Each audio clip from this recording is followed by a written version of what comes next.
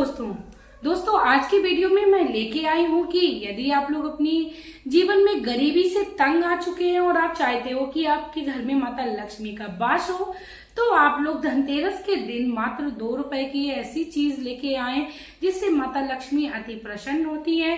दोस्तों ये कोई हवा में बात नहीं है, सच्ची में बात है। वीडियो के एंड तक बने रहिए क्योंकि मात्र 2 रुपए की ये जो चीज है वो माता लक्ष्मी को अति प्रिय है और लोग कहते हैं कि इससे माता लक्ष्मी आकर्षित होती हैं। दोस्तों वीडियो बहुत ही महत्वपूर्ण होने वाली है क्योंकि आज की वीडियो में मैं धनतेरस से जुड़ी कई सारी ऐसी बातें बताऊंगी जो हर गृहिणी के लिए बहुत ही ज्यादा महत्वपूर्ण है और हर व्यक्ति को इन बातों को ध्यान में रखना चाहिए। इसी के साथ दोस्तों वीडियो को शुरू करने से पहले मैं मेरे आराध्य श्री लक्ष्मी नारायण को मैं कोटि कोटि प्रणाम करती हूँ, मैं उनको कोटि कोटि नमस्कार करती हूँ। दोस्तों कहते हैं धनतेरस का जो त्योहार है वो दीपोत्सव का त्योहार है। कहते हैं कि ये जो त्योहार होता है वह उसमें 5 दिन लगातार उत्सव मनाया जाता है। ये त्योहार जो होता है वह धनतेरस के दिन से प्रारंभ होकर भाई दूज तक चलता है। दोस्तों इस बार की जो धनतेरस है वो 10 नवंबर को पड़ रही है। और दोस्तों मैं आप लोगों को बता दूं कि धनतेरस के दिन भगवान धन्वंतरी का जन्म हुआ था, जिन्हें औषधियों के राजा बोला गया है क्योंकि भगवान धन्वंतरी ने ही जड़ी बूटियों का जो जन्म है वो किया था और जड़ी बूटियों के साथ प्रकट हुआ था।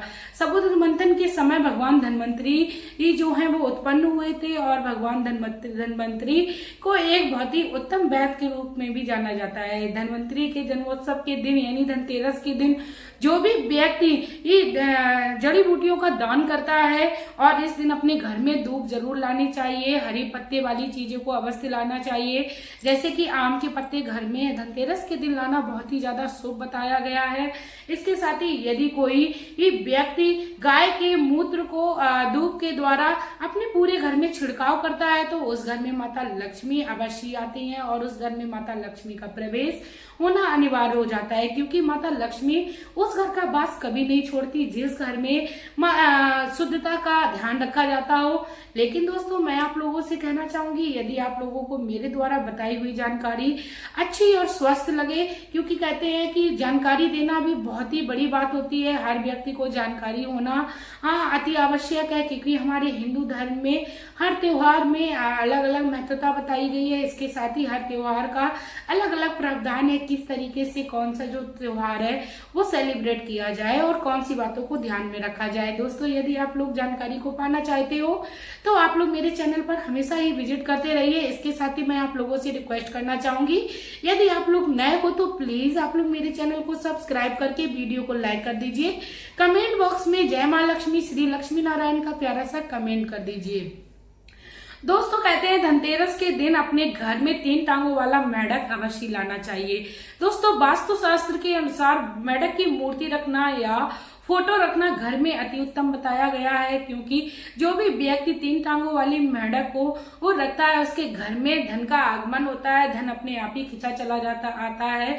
इसके साथ ही मेढक को वर्षा का भी प्रतीक बताया गया है। जिस घर में मेढक रहता है, मेढक की मूर्ति रहती है, मेढक की फोटो रहती है, उस घर में वास्तु दोष भी नहीं लगता है। इसके साथ ही चलिए दोस्तों सबसे पहले बात कर लेते हैं कि धनतेरस के पहले हमें किन बातों का ध्यान रखना चाहिए। सबसे नंबर 1 पे आता है कि धनतेरस से पहले हमें अपने घर की साफ सफाई अच्छे से कर लेनी चाहिए। वैसे तो सभी कर लेते हैं लेकिन दोस्तों खासकर हमें मकड़ी के जालों का विशेष ध्यान रखना चाहिए। इसके साथ ही अपने घर में कोई भी लोहे की पड़ी ऐसी चीज है जो हमारे इस्तेमाल में नहीं है, टूटी फूटी है, लोहे या शीशा हमारे घर में जो इस्तेमाल में नहीं है या इस्तेमाल में भी हो रहा है वो चटका है, तो दोस्तों चटके हुए शीशे का इस्तेमाल कभी भी नहीं हमें करना चाहिए क्योंकि इससे हमारे घर में वास्तु दोष लगता है। इसके साथ ही शीशे से नकारात्मक शक्तियां काफी ज्यादा हावी होती हैं, इसीलिए अपने घर से तुरंत ही चटके हुए शीशे को हटा देना चाहिए। और दोस्तों इस नंबर पे अब बात आती है कि यदि आपके घर में फटे पुराने जूते चप्पल पड़े हैं या इतनी ज्यादा संख्या में पड़े हैं कि आपके वो इस्तेमाल में नहीं है तो आपको तुरंत ही उनको अपने घर से हटा देना चाहिए, क्योंकि फटे पुराने जूते चप्पल जो होते हैं वह शनि का कारक बताए जाते हैं। यदि आपके घर में इस तरीके की कोई भी वस्तु पड़ी हो तो तुरंत ही आप उनको हटा दीजिए। इसके साथ ही बताया गया है वास्तुशास्त्र के अनुसार, यदि आपके घर में फटा पुराना कैलेंडर है या आपके घर में जैसे कि इस समय 2023 चल रही है और आपके घर में 2022 का कोई कैलेंडर पड़ा है तो आपको तुरंत ही हटा देना है, क्योंकि कहते हैं जिस भी घर में पिछला कोई कैलेंडर पड़ा होता है वह समय से पिछला चलता है। इसके साथ ही यदि आपके घर का कैलेंडर फटा पुराना है तब भी आप तुरंत ही हटा दीजिए। दोस्तों, आप लोगों को याद रखना है कि आपको अपने घर के कैलेंडर को कभी भी गेट के आगे या गेट के पीछे नहीं टांगना है। और दोस्तों, कैलेंडर यदि आप रखते हैं अपने घर में तो आपको समय समय पर उसकी जो महीने की तारीख होती है उनको बदलते रहना चाहिए। कभी ऐसा हो जाता है कि आगे का महीना स्टार्ट हो जाता है, पीछे का कैलेंडर वहीं का वहीं बना रहता है। दोस्तों, ये गलती कभी किसी को नहीं करनी चाहिए, क्योंकि जो भी ये गलती करता है उसके घर में हमेशा ही समय पीछे चलता है। इसलिए दोस्तों, कैलेंडर को रखते समय हमें इन बातों को ध्यान में रखना चाहिए। इसके बाद दोस्तों, अब बात आती है कि हमें अपने घर में कभी भी टूटी हुई झाड़ू को धनतेरस से पहले हटा देना चाहिए। धनतेरस से पहले ही उसको अपने घर से निकाल देना चाहिए। दोस्तों, धनतेरस के दिन झाड़ू बहुत ही ज्यादा शुभ बताई जाती है, क्योंकि ऐसा माना जाता है कि जो भी व्यक्ति धनतेरस के दिन अपने घर में झाड़ू को लाता है वह अपने घर में माता लक्ष्मी का वास करा लेता है। और झाड़ू जो होती है वह हमारे घर से दरिद्रता को निकालती है और इसके साथ ही हमारे घर की जितनी भी गंदगी होती है उसको निकाल देती है। जो भी व्यक्ति अपने घर से गंदगी दरिद्रता को दीपावली से पहले नहीं निकालता है उसके घर में माता लक्ष्मी की बहन अलक्ष्मी प्रवेश कर जाती है। यदि दोस्तों आप लोग चाहते हो कि आपके घर में माता लक्ष्मी शुद्धता के साथ प्रवेश करें और धन संपत्ति को लेके प्रवेश करें तो आप लोग अपने घर से तुरंत इन चीजों को हटा लें। चलिए दोस्तों, अब मैं बात करती हूँ कि धनतेरस पे आपको कौन कौन सी चीजों को लाना है जिससे आपका जो घर है वह सुख समृद्धि से भर जाए। इसके साथ ही आपका घर का जो वातावरण है वो बहुत ही शुद्ध होने के साथ साथ धन संपत्ति से भर जाए। इसके साथ ही आपके घर में कोई बीमारी जो है वो प्रवेश ना करे। जैसा कि मैंने बताया कि धनतेरस के दिन आप अपने घर में धूप को जरूर लाइए, क्योंकि धूप जो है वो बहुत ही सर्वोत्तम औषधि बताई गई है। धूप हर तरीके से बहुत ही ज्यादा कारगर है, चाहे आप उसको पूजा की दृष्टि से देख लीजिए, चाहे आप उसको औषधि के रूप से देख लीजिए। इसके बाद बताया गया है कि यदि आप अपने घर में ब्राह्मण लेके आते हैं तो ये भी बहुत ही ज्यादा उत्तम बताया गया है। और ब्राह्मण को हमेशा ही अपने घर के उत्तर दिशा की ओर रखना चाहिए या आपको ऐसे स्थान पर रखना चाहिए जहां पर सभी लोगों का बैठना उठना इकट्ठे से होता है। इसके बाद दोस्तों, मैं आप लोगों को बता दूं, यदि आप लोग अपने घर में धनतेरस के दिन उगते हुए सूर्य की फोटो को लेके आते हैं तो आपके घर में ये अति उत्तम है और बहुत ही अच्छा बताया गया है आपको माता लक्ष्मी को प्रसन्न करने के लिए, क्योंकि भगवान सूर्य जो हैं वो भगवान श्री लक्ष्मी नारायण के ही अवतार है। इसके साथ ही दोस्तों, मैं आप लोगों को बता दूं कि धनतेरस के दिन आपको अपने घर में सोने चांदी की चीजें लानी चाहिए। यदि आपके घर में आपको सामर्थ्य नहीं है तो आप पीतल से भी बनी हुई वस्तुओं को घर में ले आइए। दोस्तों, दक्षिणावर्ती शंख जो होता है वह बहुत ही ज्यादा महत्वपूर्ण पूजा में बताया गया है। इसके साथ ही दोस्तों, मैं आप लोगों को बता दूं, दक्षिणावर्ती जो शंख है वो समुद्र मंथन करते हुए निकला था। और दक्षिणावर्ती शंख यदि अपने घर में कोई धनतेरस के दिन लाता है और रखता है और उसमें चावल भरकर रखता है, यदि दीपावली के पूजन के समय, तो उसका घर धन संपत्ति से भर जाता है। इसके साथ ही आप कड़ी मेहनत कर रहे हैं, उसके बाद भी आप अपने घर में व्यापार में तरक्की नहीं पा रहे हैं या अपने घर में बहुत ज्यादा बीमारियों का सामना कर रहे हैं, तो ऐसे में आपको क्या करना है, दक्षिणावर्ती शंख में आपको जल को भर लेना है। यदि आप में संभव हो जाए, यदि आपके क्षमता है तो आप उसमें दूध को भर लीजिए या आप उसमें गंगा जल को भर लीजिए। आपके पास जो भी सामग्री उपलब्ध हो आप उसको डालकर भगवान श्री शालिग्राम को स्नान कराइए और अपने मन में ध्यान करिए, प्रभु से विनती करिए, प्रभु आप हमारे घर की दरिद्रता को दूर करिए। इतना आप यदि लगातार कर लेते हैं तो आपके घर में कभी भी दरिद्रता वास नहीं होती है। भगवान श्री शालिग्राम की कृपा से आपका जो बिजनेस है वह बहुत ही रफ्तार से चलने लगेगा।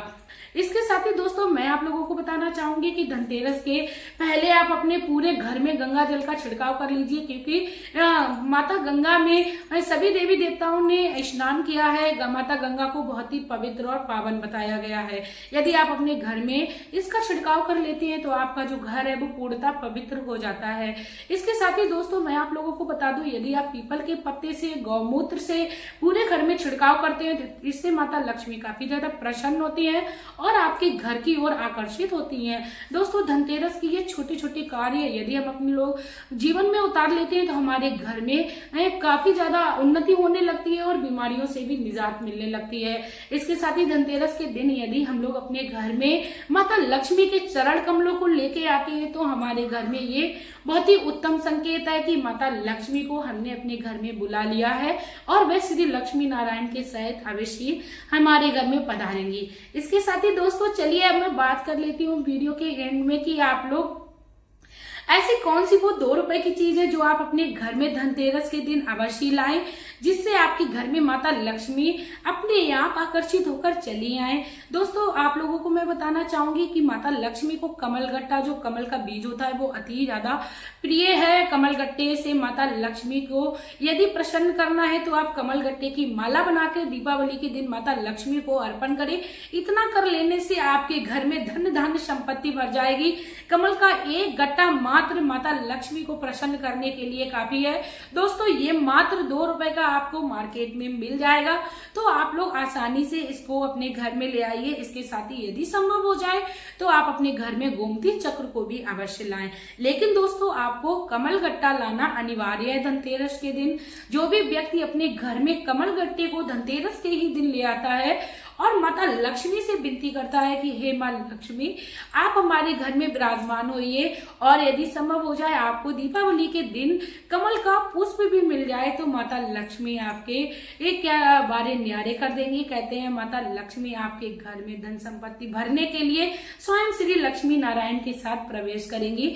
दोस्तों यदि आप लोगों को मेरी ये जानकारी अच्छी लगी हो और लगा हो आपको कि वास्तव में बहुत ही सस्ती चीज है और माता लक्ष्मी इससे प्रसन्न हो जाती है, तो आप लोग मेरी इस वीडियो को ज्यादा से ज्यादा प्यार दीजिए, मेरी इस वीडियो को ज्यादा से ज्यादा शेयर करिए, क्योंकि आपके प्यार और सपोर्ट की ही वजह से मैं कई सारी वीडियोस लेके आती रहती हूँ और आप लोगों तक पहुंचाती रहती हूँ। दोस्तों मैं भी कड़ी मेहनत करके कई सारी कथा भागवतों का रसपान करके, इसके साथ ही कह सकते हैं कई सारे जहां पर आध्यात्मिक चीजें बताई जाती है उनका रसपान करके मैं आप लोगों तक इन वीडियो को पहुंचाती हूँ। तो दोस्तों आप लोग प्यार और सपोर्ट देते रहिए। इसी के साथ दोस्तों अब मैं वीडियो में लेना चाहूंगी विदा। आपका प्यार और कीमती समय देने के लिए धन्यवाद।